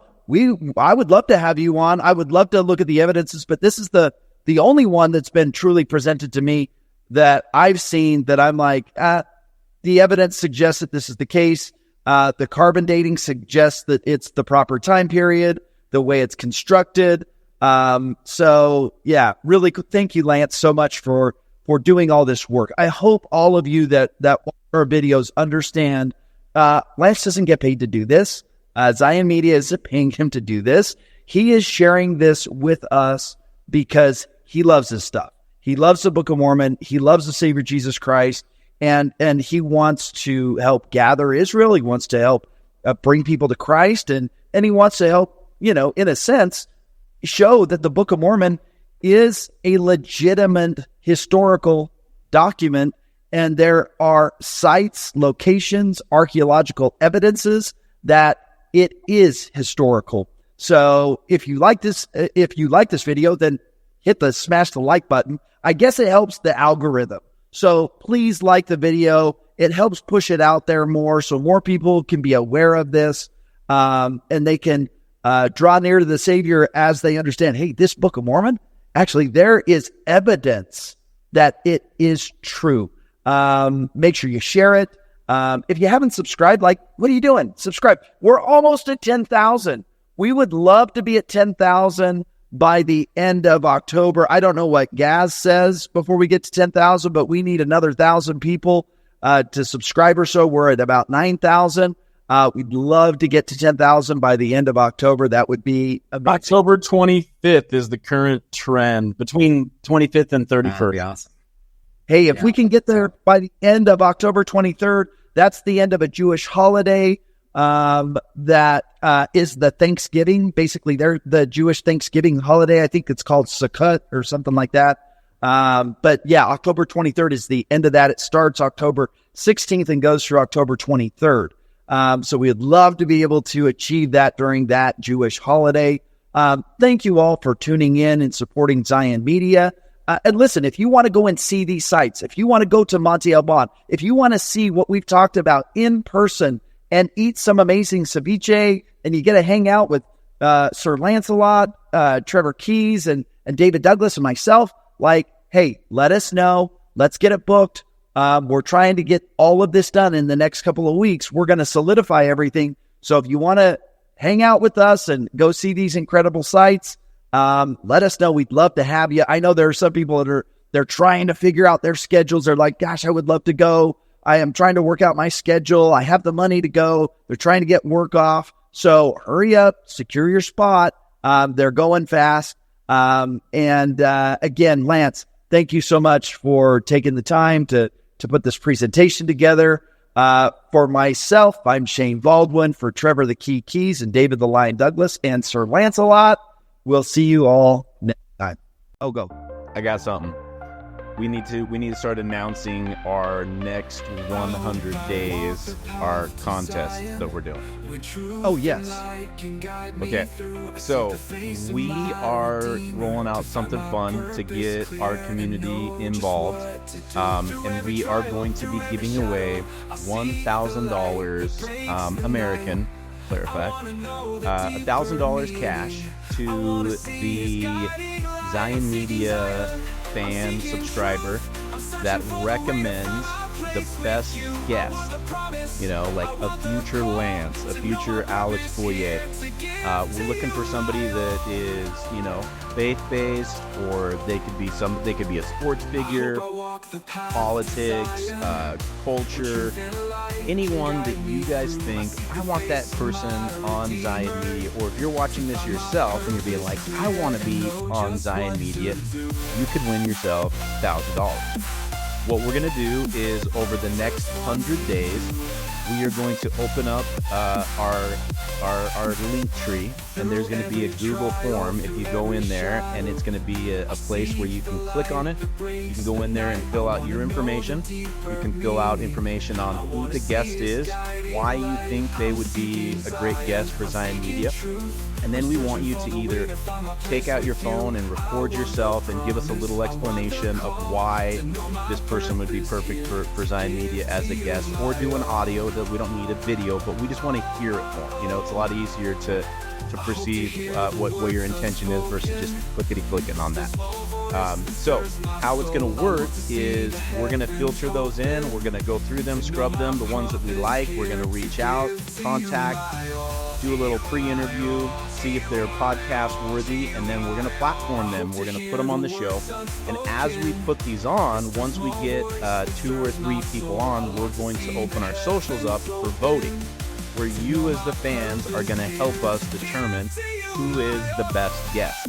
Over the course of the 100 days, whoever is voted in as the best guest, it's kind of a 50-50 criteria. We believe it. And then the votes will determine who the winner is for the $1,000. And 100 days from now, before December 21st, we're going to get that $1,000 out. Someone will have some Christmas spending cash or some personal cash. So Trevor, quick question. If I recommend, you guys should have Sylvester Stallone on your program, maybe gotta be able to- to Sylvester Stallone. yeah, gotta be able to. Recommend somebody, and then it's like, not only do you recommend either yourself or somebody else, you got to bring them to the table. Yep, you got to be the nectar in chief. If they know Tucker Carlson or someone big or like Elon Musk, they'd have to give us their number. Right. Well, not only just give us their number, we don't want to call and be like, "Hey, David, give me your number." They need to make the connection. They need to help platform them. Put us on a text thread. Put us on an email thread. You've got to be the connector in order to qualify. Exactly.